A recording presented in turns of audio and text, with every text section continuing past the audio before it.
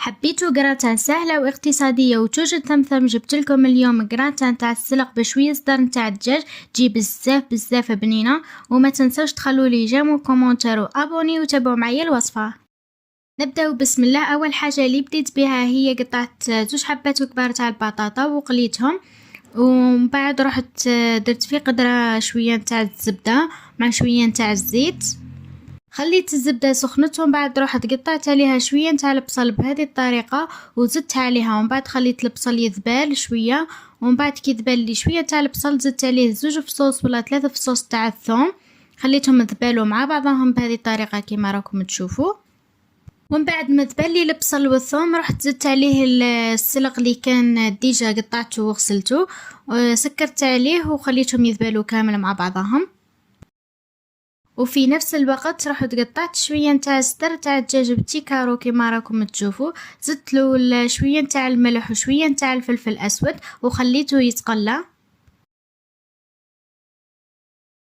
ومن بعد حليت على هذاك السلق، لقيته ذبال لي، خلطته مليح ومن بعد زدت له شويه نتاع لي زيبيست لي هما الفلفل الاسود والملح والفلفل الاحمر والزعفران اللي هو العكري، ومغرفه تاع الطوماطيش كونسونطري خلطتهم بيا كما راكم تشوفوا،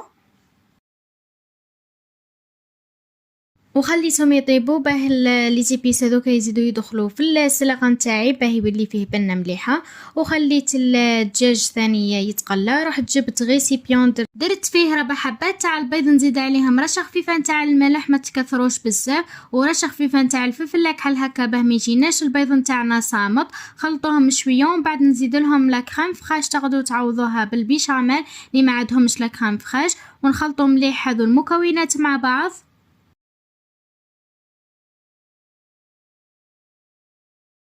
بعد نزيد لهم السلق نتاعي بعد ما خليته برد شويه، ونزيد لهم ثاني هذاك الدجاج والبطاطا كنت قطرتها مليح من الزيت. والكميه نتوما اللي تتحكموا فيها، تقدروا ديروها في المول الاسطوري ولا في مول عادي ليسونسيال يدخل الفرن. ومن بعد خلطوا هذو المكونات مليح مع بعض، ومن بعد زيدوا لها الفرomage رابي ولا فرomage عادي اللي متوفر عندكم اختياري. انا كان متوفر عندي فرomage رابي. وهنايا جبت البلاطو اللي يدخل الفرن، دهنته بشويه تاع الزيت وفرغت فيه الخليط نتاعنا. حاولوا توزعوا الخليط تاعنا مليح على البلاطو، ومن بعد زيدوا شويه تاع فرomage رابي من فوق ودخلوها للفرن اللي كنت شعلته على 180 درجه، وكي تشوفوا شد روحو وشعلوا عليها من فوق. وهنايا الكغاتا راهي واجده بنا ولا اروع، سيرتو لي ولادها اللي ما يحبوش السلق، ما عليك غير ديري لهم هذه الكغاتا يولوا